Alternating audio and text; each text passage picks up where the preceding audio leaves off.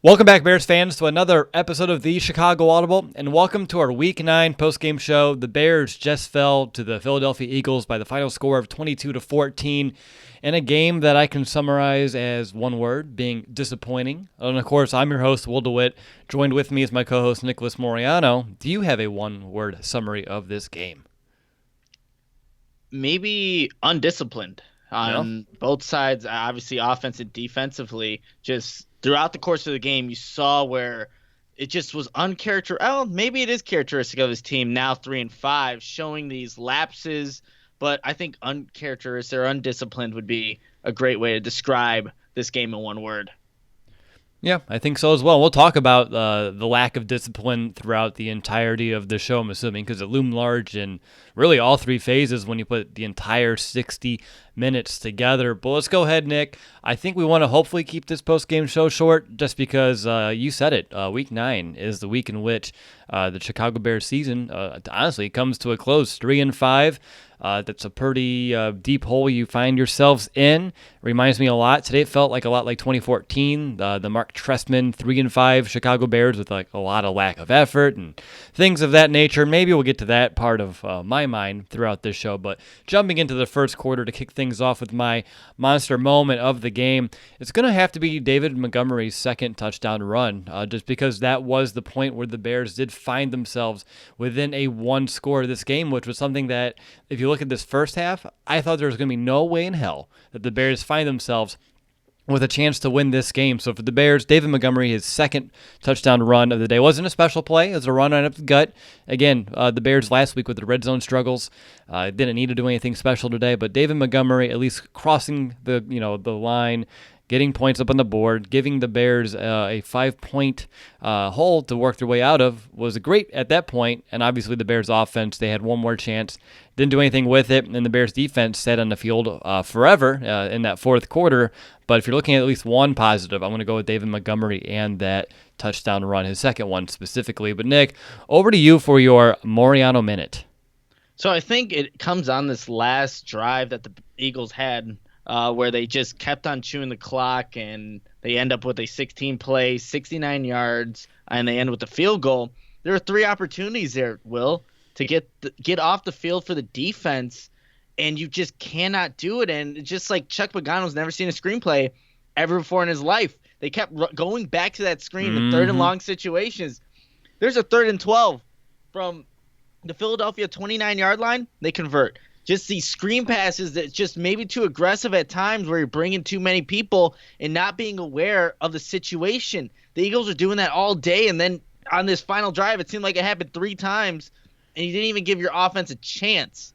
And I know the offense did nothing in that first half, but to see the defense, the strongest part of this Bears team, just let that happen, that's where I just have issues with that. There's no reason that should be happening. It's a screen pass, screenplay. Those are not the hardest to guard. You could tell where the linemen are going, yet the Bears didn't do that. So that's where the Moriano minute kind of goes, just being how that is not guarded at the final crucial points of the game. Yeah, no, I can't disagree with you. That's ridiculous in terms, like you said, they've done it multiple times throughout the game. And when you're in a 3rd and 12 situation and you allow them to get that when the game's on the line, that should be an easy stop for any defense. And they dink that ball like 2 yards down the field and allow them just to run right up pretty much untouched. So, yeah, I definitely agree with you there. For me, going into a stat of the game, I mean, I can go positive, I can go negative. I'm probably going to go negative. I'm just going to say that the Bears, my stat of the game is going to be the 9 total yards at the end of the first half. I mean, obviously that changed a little bit. You can talk, if you want to look at a positive, you can look at the Bears in the red zone. They scored touchdowns on both of their trips. But more importantly, when you're looking at the Bears, I still say time of possession is probably going to be it. The Eagles had the ball for 40 minutes of this game compared to the Bears 20. There's only it was like 40-18 for Philadelphia to 19-42 for the Bears. So, I mean, that's not a lot, right, Nick? I mean, that you can talk about then. First half, that's a lot on the offense. Defense didn't do many favors as well in terms of finding their way off the field, especially late in this game, like you said, that 8-minute drive where they just couldn't get off the field. And to me, it's it's almost it's uncalled for. The fact that they had the ball, the Eagles did, for 8 minutes in that fourth quarter. There's no reason with the talent that the Bears have on defense that should ever happen, but it did, and the offense for the Bears never even had a chance to try to close it out. Besides the one that he did, but they went 3-and-out. But we're not going to talk about that. All right, Nick, over to you. Do you have a midway mulligan today? Do you have anything you want to kind of take back? There's a lot that you can. Another week where we can say that, unfortunately, as the Bears have lost 4 straight. But do you have a moment for your midway mulligan? I think a good way to start is, again, with these third quarters, this defense has given up touchdowns in the last, or given up points on the first drive that the opponents have in the third quarter. And that happened today where the Philadelphia Eagles, after going into halftime 12-0, it's still only a two possession game at that point. But then the third quarter, and I can harp on all the offensive issues, I really can, but the defense, again, that's inexcusable to give up a drive coming out of halftime, a touchdown drive at that. So I think just that entire drive I'd want to do over and see if the Bears, obviously that put the Bears even in a bigger hole. And then the Bears offense started to come alive, but you just cannot have that as a defensive unit. I know they're carrying the team. I understand that. But the third quarter to start the game off, giving up a touchdown drive, puts his team in an even worse position than it once was, 12-0 going into halftime. So that's where I would have to go for this moment. Yeah, no, that's a good one as well. I had that circled as one of those key moments of the game, so I'm glad you kind of had that one on your radar as well. All right, well, before we enter the second quarter of our show and take a look at that Bears offense, which was beyond putrid in the first half before they came to life a little bit there in the second half, we do need to call a quick timeout as I tell you a little bit about our show sponsor, SeatGeek. Do you ever feel like ticketing websites make getting to the event difficult on purpose? It's as if they're so big they can get away with not caring about the customer experience. With millions of live event tickets and a price match guarantee, SeatGeek proves there is a better way. They built the fastest way to find tickets so you can stop searching for the perfect seat and start enjoying it. So what makes SeatGeek better than the rest? Well, a quick look at the App Store shows over 50,000 five-star reviews, and obviously that's pretty great in terms of their customer satisfaction. And on top of that, SeatGeek is a better process. They pull together millions of tickets from all over the web, rate each deal on a scale to 1 to 10, and of course, one of my favorite features of the app is SeatGeek displays every ticket on an interactive seat map.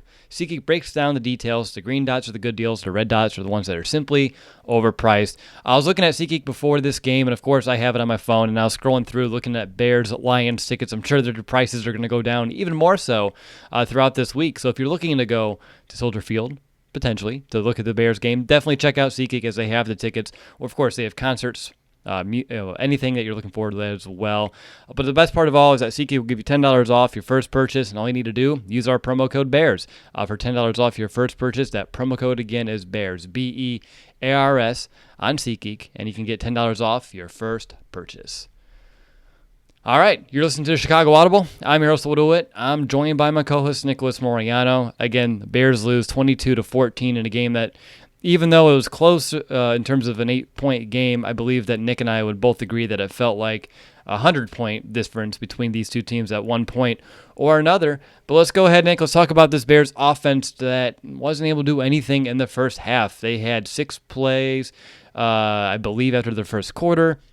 -1 yard at the end of the first quarter, and then when you're looking at towards the end of the half, they had 9 total yards, and all of those came on the 2-minute drill. It still resulted in a punt. They finished that first half with 0.4 yards per play. They had 1 first down, and just a fun fact, or a sad fact, the 9 yards in the first half is the Bears' fewest in over 40 years. So when you're looking at the Bears' offense in the first half, what was going wrong? And I feel like maybe the easiest answer, what went right, which was nothing. But if you had to diagnose what was going wrong there for that Bears offense early on, what would that be? I would have to go with the offensive line giving up a lot of pressure early on in that game, and that's why the offensive stats were what they were at the end of the first half, and they weren't able to get drives going. But you also have to add in Mitch Trubisky, especially at the beginning of this game, looked hesitant, looked scared, didn't look like he had much conviction in his throws. He didn't know if he wanted to throw to certain guys. He was falling back. The mechanics failed on him. So it was a culmination of a lot of things there, Will, that really resulted in that Bears offense really doing absolutely nothing. Credit to the Bears defense for at least keeping the Eagles out of the end zone in that first half and just kind of settling for field goals, except for what was it? Zach Ertz one was in the first half, correct? That push off that wasn't Mm-hmm. called. But yeah, I think there's just a lot of things that were going wrong for this Bears offense. And when your offensive line is consistently giving up pressure, you're having a bunch of penalties, putting you behind the chains. And the big thing here, the first third downs that they had for each offensive drive, it was 3rd and 9, I think 3rd and 13, or like 3rd and 6. They were long, third and Yeah, long in the situations. first half, they were their average yards to go on third down was 14.3. That is no recipe for success for any offense, especially for one as bad as the Bears have been all season. So that's another thing that you can just factor into why the Bears were so bad in the first half. And really, that put them in the hole. That put them in the hole, how bad they were. The defense was a little gassed, a little bit, just having to continually go out there. But they did their part for the most part. And that's, I think, look, it's like one thing turns into multiple things. Mm-hmm. And we've seen this all season. We talk about the same crap every week, Will. It never gets better. And then you have spurts, little spurts here and there where the offense does stuff, but it's not consistent. They're consistently bad. They are consistently bad. And even in the second half, you look at the 2 touchdowns, and the second one I take a little bit more stock in, but the first one, the Bears were down by 3 scores. The Eagles, they weren't playing to the same level of tenacity, garbage time almost. It wasn't completely garbage time yet, as the Bears still had some time to work with, but we're getting close. And I'm tired of this Bears offense, struggling for an entire half, getting down by a lot, then deciding they want to show up to play. And just a little bit at that. It's still not even really that great of performance by that unit as well. But when I'm looking at this first half, you said it, they're doing things themselves, putting themselves in negative situations, always going behind the sticks. I think Montgomery had 3 carries in the first half, and I wanted more. You want more. Everyone listening does. But when you're playing from behind the sticks in your, false starts or holdings or taking sacks, anything that puts you way behind, you can't run the football. So it makes it very difficult all the way around. And then when you're looking at it, offensive line was struggling. There's instant pressure going on. They didn't do much when they did try to run. But then Mitch, not a lot of confidence in his play, not really good mechanics at all. He was missing a lot of throws high in that first half as well. And I think the one throw that kind of sticks out to me when I'm thinking about Mitch in that first half is that misthrow to Allen Robinson on the very first drive, running a simple out route. He didn't pull the trigger, I think, on the next drive when he had Allen Robinson and Anthony Miller open, saw it, and he didn't pull the trigger and ended up settling for a sack. So that's like another WTF moment. But for me, Mitch's first half was one that I hope to forget because it was just that bad all the way around. I mean, can you find any positives? Right? And again, you can take in play calling, you can take in the offensive line, but for him as a quarterback, I saw none of that passion or that fun at all, like out of the gate, which I thought we were maybe going to see. Yeah, no, I didn't. There are no positives from that first half. There's nothing that you can take away from that game and say, hey, we could build off of this. No, there absolutely isn't. The offensive line didn't block anybody, didn't give Mitch time to throw. When he had time to throw, his footwork failed him again. He looked lost. The receivers are dropping passes. It's like all these things that could have gone wrong did.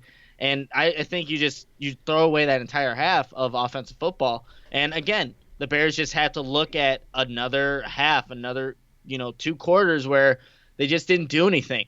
And that's inexcusable. Matt Nagy is not getting his players prepared for these games, and he talks all these things. They're looking at the Washington Nationals, how they turn their season around and stuff like that. It's all talk. You have to be about it at some point. And this whole entire culture, this good culture that's in the Bears locker room, it's going to turn. There's no doubt about it because that's what losing does. I don't care how good of a group of guys you have. Mm-hmm. When that defense is looking at that offense like, you guys suck. We can't keep doing this consistently day out. And look, they gave it up at the end there, but it's a recipe for disaster. It's going to happen at some point, and we're just kind of waiting for it to happen. And that's what happens to 3-5 football teams where their season officially ends at week 9 against the Eagles, a team that did just last season as well. So we're just waiting. I'm waiting, Will, to write something about this, but it's going to happen at some point. Yeah, and it makes matters worse when aspirations were, sky high at the start this the Bears' season. 100th season, Will, we were at the convention. Everybody was anticipating great things to happen, and look at where we're at right now. Yeah, and again, I mean, it seems like every week I'm seeing a tweet from some sort of reference like ESPN Stats and Info or the Bears PR themselves, but all these franchise lows. Franchise low running attempts a few weeks ago. Today was, like I said, the 9 yards in the first half was like the fewest we've had in a half in like 40 years. The Bears did better in that infamous Jimmy Clausen game than they were able to do in offense in that first half. It's sad. It's pathetic. We can sit here and talk about everything that's wrong. Rashad Coward, I mean, we're missing Kyle Long as much as that hurts to say because, he was a weakness. Rashad Coward's not any better. He's on his ass more than anything. I haven't seen anything going through his direction. Another game where you can't even get Trey Burton going. You can't get anybody into any group. Allen Robinson. No, Trey Burton, he's not here. He's not doing anything. Allen Robinson, he had his worst game, and I feel bad because I'm not going to harp on him because he does seem like sometimes still the only guy really giving a damn and trying. But a couple of those plays were the ones that, his heel was out of bounds. I never saw the replay, so I would like to see it. It was one of those, it was right after another bad call. I'm like, really? And then on top of that, too, the one down the sideline that just popped out. It's another play that you just are used to him making, but he didn't, which is just goes to show what kind of game the Bears were having on offense. But I don't know how deep we want to get into all the issues or what went wrong. And the only thing we can even say went right in the second half was what, Nick? Balance? Like actually running the ball, staying ahead of the sticks, and making a couple easy throws. I mean, the one to David Montgomery, the biggest play of the game. But okay, Taylor Gabriel had a longer one, but the one down to Seaman Montgomery was wide open, and Mitch's throw to Gabriel was another one that was pretty open, and that bad throw allowed that safety to get back into the play that should have been a touchdown to Gabriel as well.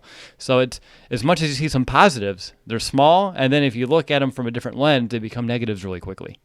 Yeah, so I guess if we're gonna talk about positives, like anyone really wants to hear about this, on that 8-play, 58-yard touchdown drive that ended with Montgomery scoring, the Bears ran it 4 times. They passed it 4 times. That balance that we were talking about. On their previous touchdown drive, 7 plays, 75 yards, they ran the ball 6 times. 1 for Trubisky, 4 for Montgomery, and 1 with Tariq Cohen up the middle on the goal line situation trying to jump over. Why does that make sense? It shouldn't. Tariq Cohen, your smallest player, jumping over 6 foot and plus offensive lineman, defensive lineman from 2 yards out, absolutely makes no sense. The Bears, still end up scoring, but it's just like those questionable play calls that you just don't understand from Matt Nagy. And look, this is supposed to be something positive. I turned it completely negative real quick here. I guess it was just the running, setting up the pass, and like you said, on that Taylor Gabriel throw, lead it out in front. That's a touchdown. Allen Robinson should have made that catch when it's on the right sideline, but he's separating from his defender. He has to slow down because of Mitch Trubisky's underthrow. It's a catch that we've seen Allen Robinson make. No doubt. He needs to catch that. But just throw it out in front. You don't worry about that. So it's like these little things again and again that just come up consistently with this entire Bears team that make you see why they're a bad football team. Yeah. I mean, it's just one of those things where it's like I don't even know where I want to take this thing right now. And I can sit here and I can get as mad as I want about Mitch and his performance, his lack of mechanics, his lack of confidence or conviction out there. And I don't know. Do you think that all the offensive lethargicism starts and ends with 10? Or is it the head coach? Is it a combination of the two? Because even though they were, fighting back a little bit here in the second half, I mean, just how bad they were in that first half, you can't let that slide. At one bit, they had no energy. They didn't seem like they wanted to be there. I tweeted and I said, it seems like they're just here to collect their paycheck, and that is it today. And where do you think that comes from? Is it a lack of leadership, accountability? Is that on the head coach? Is that on the quarterback? I mean, where would you kind of want to place some of the blame? Is it on the individual players or everybody? Because no one looked like they wanted to be there in that first half of this game. No, yeah, I completely agree. And you know what? It probably starts at the top with, Matt Nagy, but I just watched a very inspiring – I don't know if you guys have seen this. Drew Brees had a video where he went to the Purdue locker room and he gave a speech. And I wanted to run through a brick wall for Purdue football just after listening to Drew Brees. So quarterbacks have that effect on people to where if you believe in a certain guy, you believe in your leader, the guy that's going to go out and make plays, in your quarterback, then you have a chance as a team. I don't think I don't think the rest of the locker room really has a belief in number 10 over here. And he's still trying to prove himself. How can he try to prove to others when he can't even prove it to himself that he can play good football? So I think that it maybe is a little bit more on Mitch, but it could go hand in hand with Matt Nagy, who's giving you this bull crap, talk that Mm-hmm. he's ready for, we're ready for this game. Oh, the players came up to me saying, "We got you, coach." You don't got them, though. That's the thing. So it goes both ways. I'm losing my voice here just talking about Yeah, it. I can tell you, and I know you're going on CLTV here in a bit, so we got to make sure to keep you nice and calm and that voice a little bit rested. But no, Nick, I agree with you. I think it really does come down to 10. When you look at any of the great quarterbacks in the NFL, I mean, they're tremendous leaders as well as players. And I don't know right now if Mitch has either of those qualities. Maybe he's a good guy, and he cares, and that's okay. But like, he's not inspiring. Like, did you see the tweet the Bears did of like him in the huddle with like the other receivers before the game? It was like a No, little what did it video. say? Just like I forget something like at all costs or something along those lines. But he's just giving a speech and it just sounds like he's just talking. All right, got to go out there. We're gonna do our job, and at all costs. And I'm like, that's not inspiring. Like, you got to have some energy, some edge to you. I don't feel an edge. I don't see an edge, and I think that's what this offense is missing. On top of some coaching, but some edge as well in terms of some attitude. And I'm not seeing it from 10. I'm not seeing it from anyone in this offense. And there's times, too, you said you don't know if people are believing in him. I mean, when he's getting down, are you seeing offensive linemen pick him up? I usually rarely do. And that's usually when quarterbacks good leaders, like they run there, they get there first to get him up. And then all the sacks that they're taking too, well, Mitch is, or not making the throws, and you have receivers just having their hands up in the air. I mean, those are some nonverbal cues of maybe where he's starting to stand with some of these players. But yeah, that half today, I mean, it was one that, like I said, I wish I can forget, but I never will. So that's going to be quite unfortunate for my brain.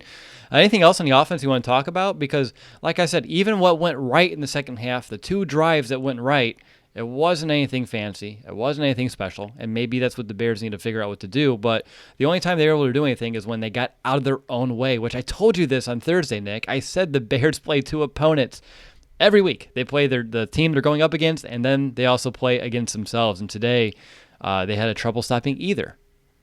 Yeah, they sure did. I guess last. So here's something to take away for this Bears offense on a positive note. They made it to the red zone twice, and they actually converted twice. We saw what happened last week. They made it 5 times and only scored one touch, or whatever it was.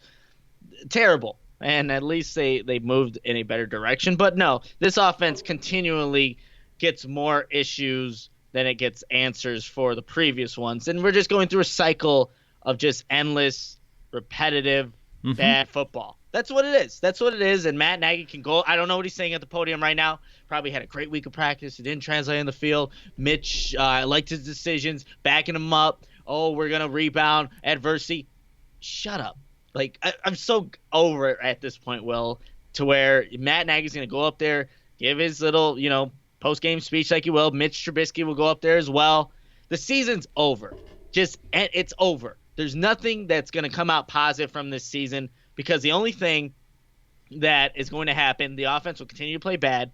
You're going to get these defensive guys even more tired throughout the course of the season. Guys are going to maybe get injured. It's like like I said this earlier, it's a recipe for disaster because it is. There's nothing good that's going to come out of it, and that's where we're at this point in this 2019 season with so many expectations. We're not going to see half of them even come to fruition here. Yeah. I can't even find a positive to even write home about right now on this offense. It's really bad. They don't have an identity. Obviously, they can adjust the identity week by week, but they can't even figure out what they want to do. They can't get out of their own way. They don't have no energy. They can't push the ball down the field, and they do. Okay, they get a couple, maybe a big play here or there, but they can't continually push it, past the sticks. There's a lot of dinking and dunking and short passes, and I said this a few weeks ago, but even if you're making those catches, and I know David Montgomery had that one crucial drop that kind of did end that drive, but even when they're making those catches, they don't really have the playmaking ability to shed tackles. They're allowing too many one-on-one tackles on the outside and the perimeter, and when they do that. So, yeah, I'm really at a loss to find anything positive. I saw someone in here. I think his name was Andy. Well, it was like when we started the show in the chat. Someone's like, I really miss Brandon's voice right now. Brandon's voice of reason. And I'm like, I kind of need some of that too right now in the show. I don't know if Brandon would have it at this point, seeing this Same, team right right? now. I think that voice of reason has gone and become irrelevant, just like the Bears have. Oh yeah. At least I did say that David Montgomery is going to have twice the amount of touchdowns as Jordan Howard, and that came true. That's my positive. There you go. He sure did. But that was about it. Jordan Howard was running the ball pretty well today. Leaning forward. We'll talk about the defense, but yeah. All right, let's just quit talking about that offense. I don't think they deserve any more of our time and effort today.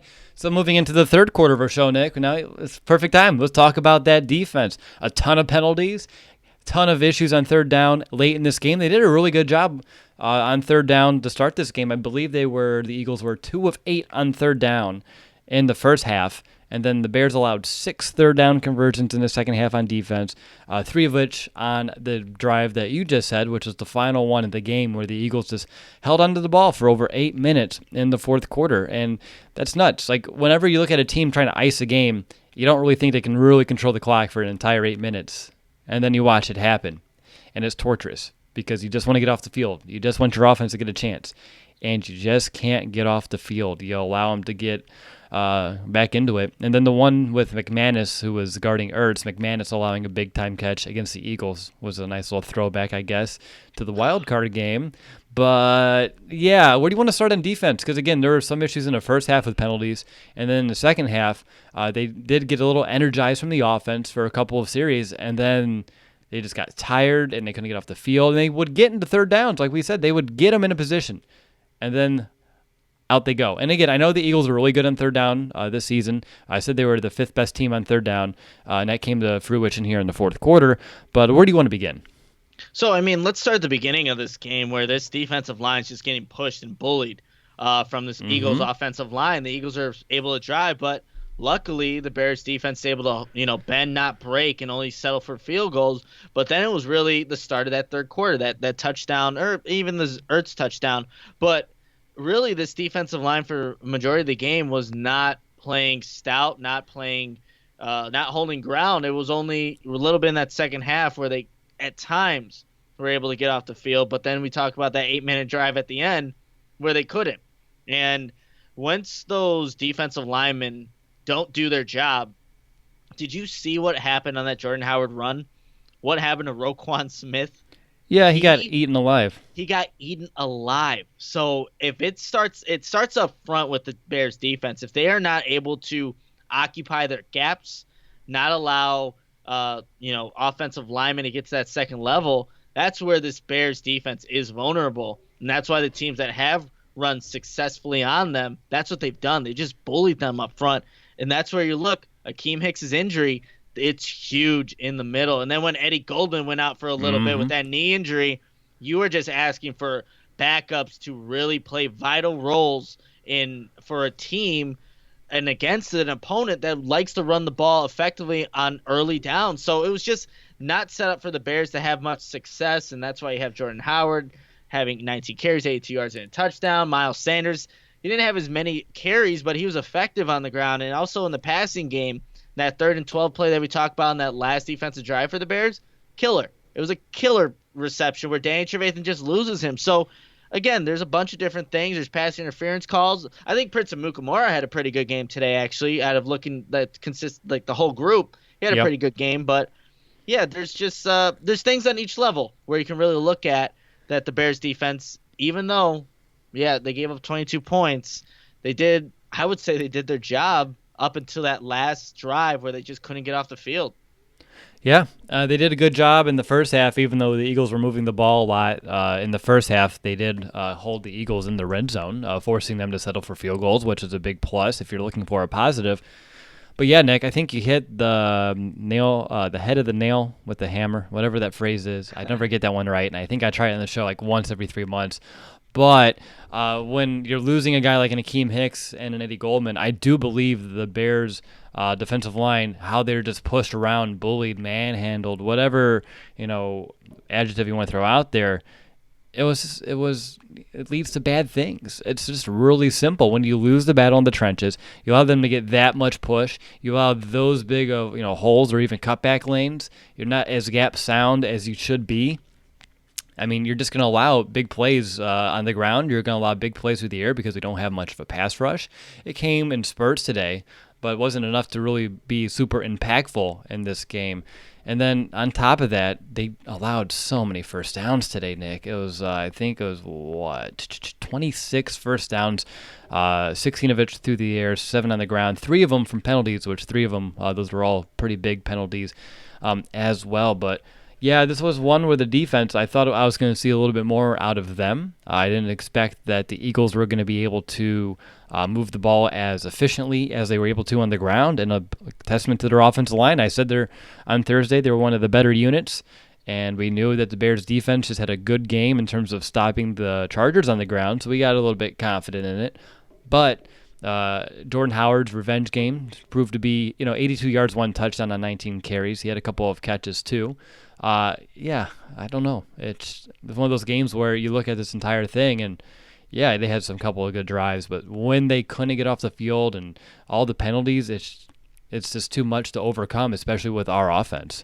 Yeah, and you're on the road too, and when the defense is having these offsides, these encroachments on deep, like you can't have that. I think Aaron Lynch comes out on the very first play of the game when he comes into the game offsides. It's like you cannot have that at all, because again, the Eagles are a very good team, especially when they're in shorter yard situations that converting, and you're just giving them free yards at that point. So you just can't have that happen. Nick Williams with the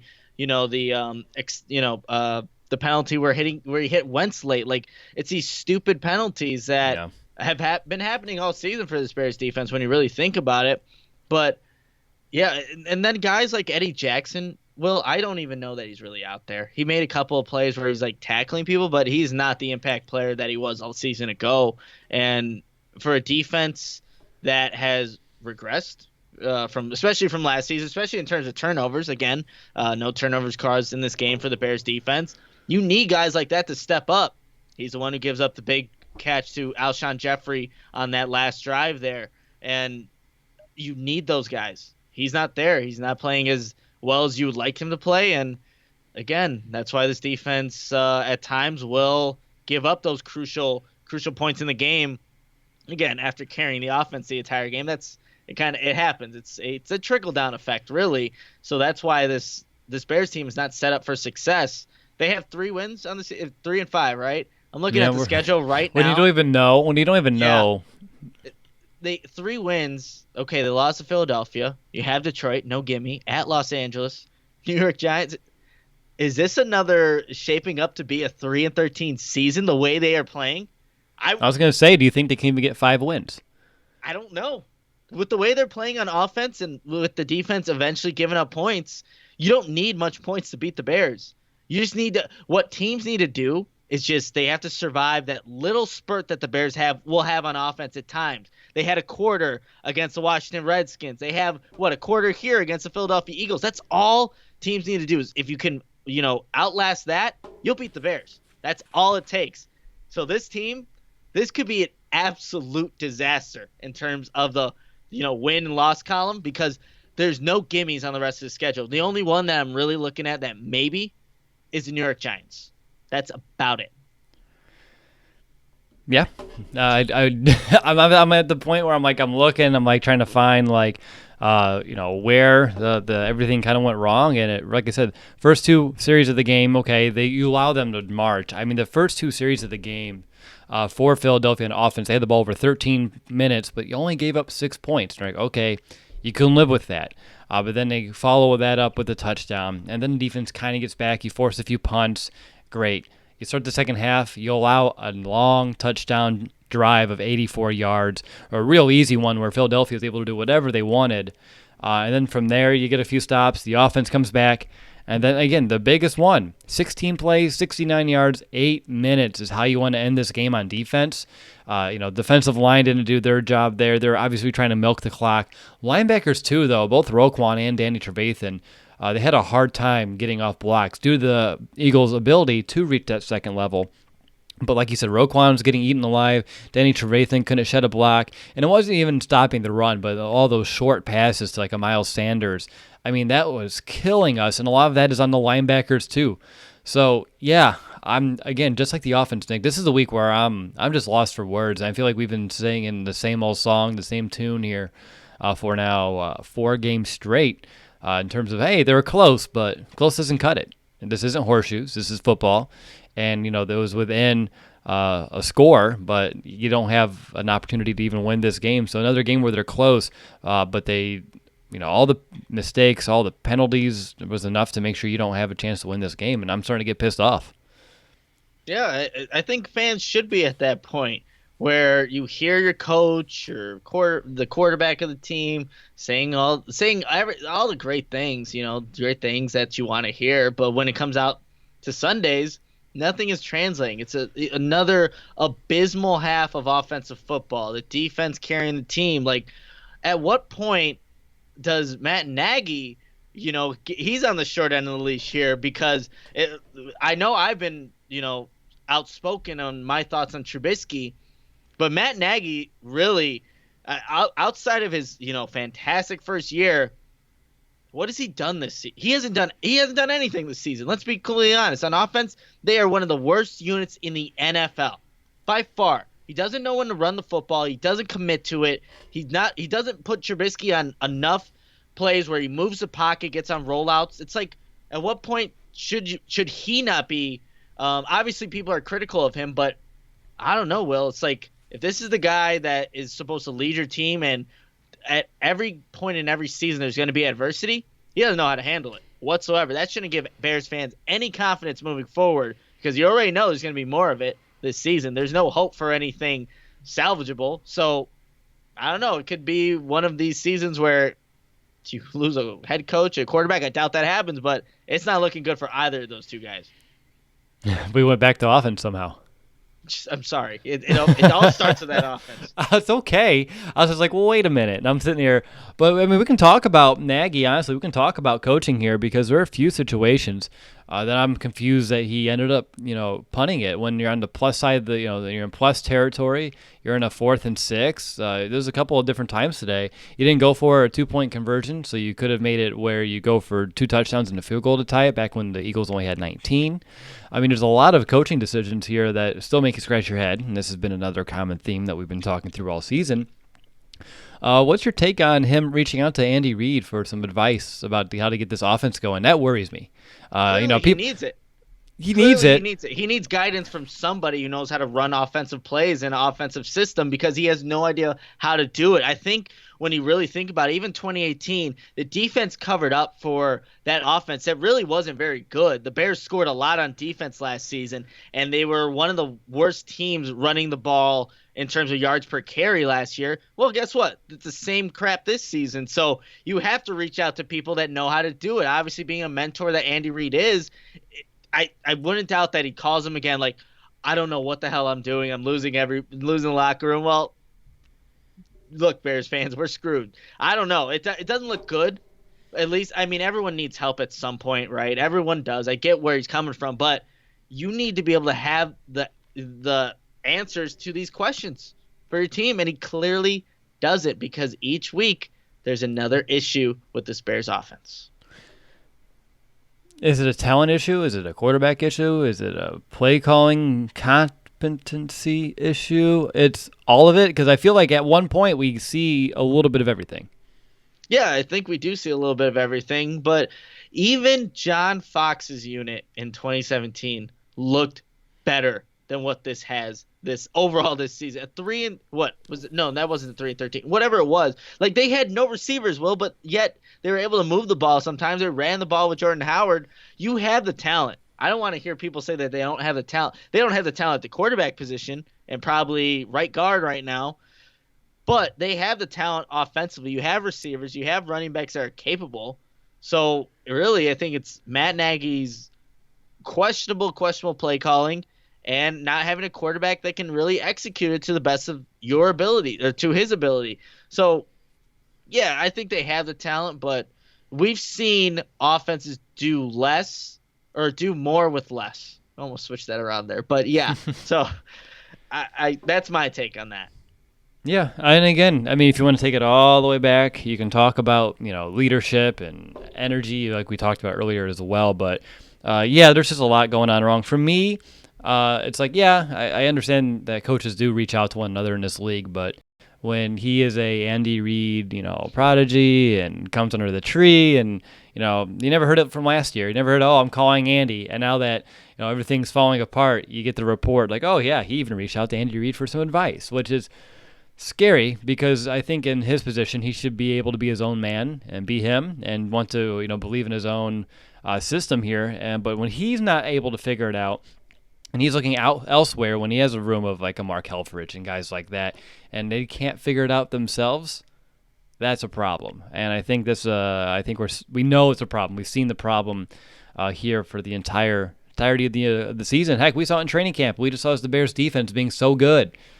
No, the offense is just bad. Man. So getting back to the defense, heck, Chuck Pagano and the defense in general, play calling on their end. I mean, there's times where that's even starting to get a little bit questionable too, right? Yeah, I would have to say so. It's just we don't see, I think, enough Buster Screen blitzes. You see too many blitzes at the end there. You don't see how they don't stop a screen pass on consecutive third down opportunities on that last drive there for the Eagles. It seems pretty straightforward, but they outsmarted Chuck Pagano. So yeah, it's just, again, I think when one thing goes bad, everything eventually goes bad, and you're really seeing it now on this defense to where there are these crucial points in the game. They just can't come up with that play they used to, like they used to in 2018. That's like the biggest thing now. That defense last year really bailed out this Bears team, and now it's not doing that. And now you see all the things that are wrong with the Bears. And look, even I was going to go to special teams real quick because we're Go ahead, I going to don't head care. there. It's Yeah, fine. look, I don't get it, Will, how it's so hard to draw up how to block. Not to have your punt blocked. It was almost that punt. O'Donnell had it blocked again. It was the same kind of stuff where someone comes up free up the middle. It's like, Tabor, you have one job and you suck at it, but just get that corrected at some point. It's every single week. I tweeted out, how many times are we going to see a punt blocked or almost blocked every single game? That's how you know there's dysfunction on this team, that you can't get little things right like that.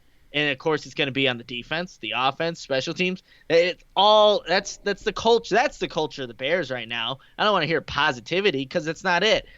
It's these things where you can't solve little problems, and they become the bigger issues come Sunday, and then everyone gets to see it. Everyone gets to see the dysfunction, and that's the problem with the Bears. They just can't solve the little things. You're not wrong.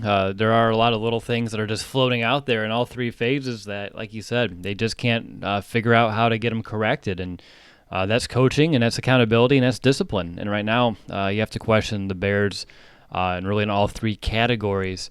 I'm just sitting here reflecting, Nick. Like, the window in the NFL is so small, so short, and like when you think about it, like last year could have been our chance for some time. It could have been.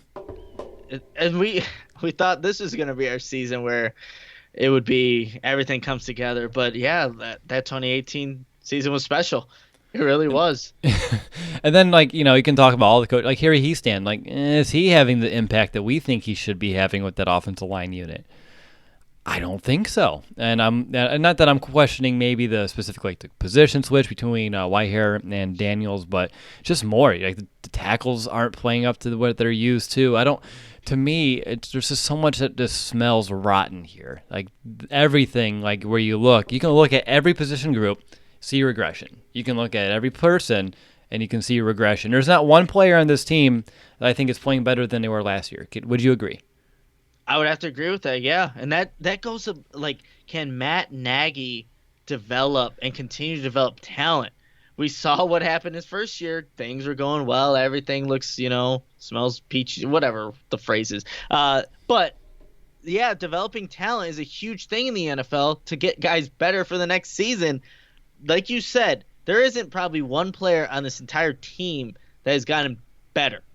They've all gotten worse. Or okay, how about Allen Robinson? So I think he was a good player. He's just getting back from an injury. He was Right. always a good player, but yeah, that's probably the one guy you could say, yeah, he's probably taking his game another level just because he's been healthy. I think if he was healthy going into this 2018, we would have seen the same results because he's Mm-hmm. fantastic. But yeah, everybody else has taken a step back, and that's really concerning. If you're a Bears fan, the Bears organization, and just us right here on this podcast talking Yeah. about this Bears team, that's scary to think about. Um, I'm at a point where I don't know if I want to take this thing anywhere else. Like we said, we've been singing the same tune for a while. It's just starting to get to a point where I'm just more mad than upset. Like last week, I was upset. Last week, you should have had the win. This week, from the moment we started this game, it felt like they didn't show up to play. That to me is alarming for multiple reasons. And like I said, that's what makes me feel like 2014, where the team just checked out because the Bears were 3-5, and I think they had their bye week, and then they ended up winning 2 of the remaining 6, and they lost like the last 5 games of the season. We're sitting here with a 4-game losing streak in the middle of, right smack dab in the middle of the season, and the hard part of the schedule is what we're entering, and we just had the 4-game losing streak, and it doesn't look like it's going to get any easier. Don't know when that's going to be ending. And Nick, you said it. It's hard to lose 4 straight games in the NFL. The Bears make it look easy. They make it look easy because they like to shoot themselves in the foot every way that they can, and that's will not help you win football games. So yeah, I think here's a comment here. It's over. Accept it, guys. Oh, we've accepted it. Don't you worry, Lushy Loon. Yeah, we've accepted it. We knew coming into this one, it had the Bears. Bears lose to the Eagles. Basically, the season's over, and it essentially is. You're now. I don't even know what Minnesota did today. I don't know if they won or lost, but yeah, it's just not a not very good spot to be, but that's the reality of the situation. Yeah, exactly. I mean, it's reality, and we can just go ahead. I just want to just jump in. Let's just do a 2-minute warning. I don't even think we need to sit there and talk about special teams. I can question Tariq Cohen and his returning chances. Taking the ball out from like the 5 and running backwards when he already gains 4 yards just to go back to the 30-yard line. So you ruin all the positive yards to get there. And other, talk about Adam Shaheen at the end of the game. If you really want to, but I don't want to. But let's just wrap up our thoughts in this game. Look forward to the rest of the year, which I'm going to say look forward in terms of a reality standpoint because it's ahead of us. Not looking forward to it because I'm excited about it. Yeah, no, that's a good way of putting it. Well, I'll start it here, and before I go into that, if you guys still have questions about this team, and I don't blame you if you don't. We're still doing the audio mailbag, maybe, depending on if we get questions this week. You can do that by calling our number, 872-240-4007. Again, that number is 872-240-4007. Charlie and I would like to do it. Maybe. I don't know. I should talk to him about this first. But we will take questions if you have them. But now going into my 2-minute warning, just wanted to give that out. Yeah, the Bears are done. This season will end up in an obvious failure, especially with the expectations coming into the season. They're too far behind a lot of good NFC teams right now. I mean, this is a stretch where they need to win. Look, you have the Philadelphia Eagles who are going to be fighting, if not for the NFC East title, maybe a wild card spot. You have Detroit, who has looked good. It looked way better than the Bears have this season. And the Los Angeles Rams, who look like they're not going to win their division because of how good the 49ers have been. So there are teams that are coming up in the schedule. Obviously, I don't really expect wins from them. The Bears are just going to keep going down further in the basement of the NFC North, of the NFC, of the power rankings of football, really. And they had a season, you guys. They had a season last year that ended up with a double doink. And now it ends again by the same exact team, because I think this really does it. Again, there's too many questions still on the offense. The defense showed. Again, you can't count on them all game, and that's perfectly fine. You shouldn't have to, because, again, the offense does not carry their weight at all. At all. That first half was, I think, arguably the worst first half of football, offensive football I've ever seen. And you mentioned, Will, the Jimmy Clausen game. I think they were a bit better, which is sad. So again, 2019, high expectations. We really look forward to it, but we're at a point where it is over. And I get to go talk about this on TV later today. I don't even know what the hell I'm going to talk about. I really don't. But that's it. I'm done. And we'll do this next week, Will. Geez, you really frame it in a way that I'm excited. I look forward to all of this. But yeah, Nick, I mean, similar boat as you, right? It's like there's no way you spin this into a positive. There's no way you look at this game or the last stretch of games and you try to find a silver lining or a sliver of hope because there is no hope. The Bears. They've checked out. They're literally like, they don't give a shit. I'm going to be honest. They don't. They don't play like it. They don't speak like it. I'm over it. I'm over all the effort that, we put into this. And I'm not saying, they owe us anything. They don't. But I'm saying, like, we put in a lot of effort for this. And it's getting harder week by week to keep up all the momentum. But for me, it's this game that does it for me in this season. A few weeks ago, I hit the panic button. I think I was right to hit the panic button when I did because I haven't seen anything yet to prove me otherwise. But what it comes down to for the rest of the year is, what kind of team do you want to be? Do you want to be the team that rolls over and you tank? Okay, great. And I don't know why you don't have draft picks, so it doesn't even matter. So, or do you want to at least try to salvage, or maybe play the spoiler role? And it's sad. It's the first week of November, and we're already talking about end of year, playing the spoiler role and just packing it in. So that's not anywhere what we expected this team to be. But at 3-5, I mean, the best you can end up is at 11-5. But you're not winning the remaining 8 games. This team is not a good team. They're always on the wrong side of this, and they're always close games. So they're close.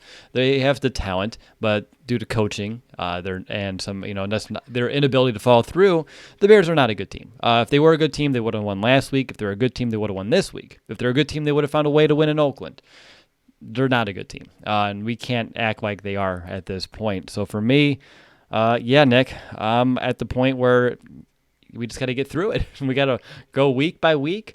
Pull our teeth and get this thing done so we can get into an off season, which I don't know if this thing's easily fixable. And I don't know if I'm starting to lose faith in Nagy as the guy because, he can be motivational, but it seems like it when he's that way when they're winning, but when they're losing, it's not coming across in the right way. And I don't know if he has the gumption to make some big moves or to make some big decisions because he's proven to of cowardice all season long in his in-game management. Not in terms of I don't want the Neal last week, maybe not making a quarterback change this week at halftime. And it's something he says he'll never do. So to me, to be that stubborn and that cowardly, it's starting to stick in my craw just a little bit. So I'm losing faith in the direction in which the ship is heading. And like I said, there's not a lot of cap room. A lot of that money's tied up. Not a lot of draft capital. I don't know, Nick. I just don't know where the thing's going to go. And it's pretty damn scary.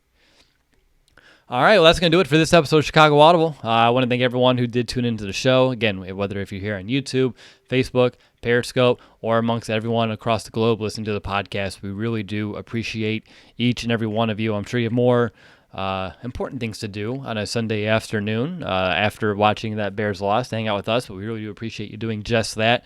We'll be back here in just a few days to begin preparations for the divisional contest as the Bears will be hosting the Detroit Lions in a week. But until next time, bear down, Chicago.